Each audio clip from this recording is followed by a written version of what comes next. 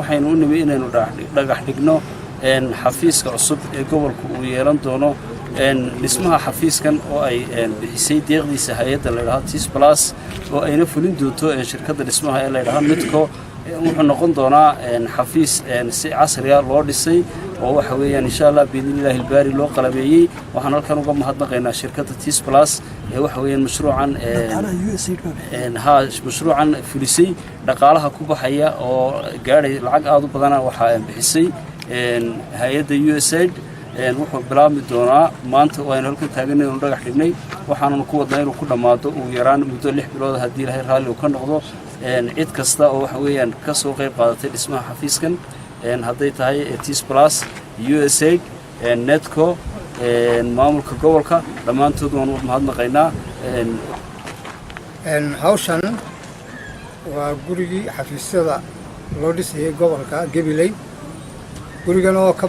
kooban qolal badan iyo guriyo gaar oo shaqaalaha dhismihiisu waa dhismaha ugu adag ee dalka laga sameeyo waa shub kor iyo hoosba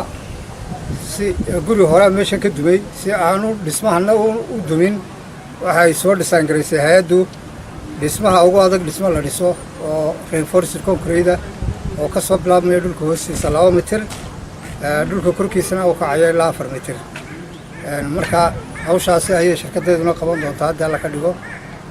maantana dhagax dhig ay noo sameynayaan gudoomiyaha gobolka iyo madaxii hay'adda TIS Plus. My first time in Gabiley, and it has taken us a bit too long to start the project. But there is a saying we have that good things come to those who wait. So the governor has been very patient, and the community has been patient. TIS Plus has taken its time, but now we are here. We're having a very strong partnership with the government. We have a strong partner to develop the building and to produce. dhismihii xafiiska gobolka Gabiley oo runtii dhismo aad iyo aad u bilic badana waxa dhammaan iskugu yimid labadii qaybood ee shirkadii dhisay ee Netco iyo hay'adda deeqda bixinaysay marka hore waxaan waxaan halkan uga mahadnaqayaa hay'adda TIS Group inaysa deeqdan ugu deeqdeen dhismaha gobolka Barsaab iyo USAID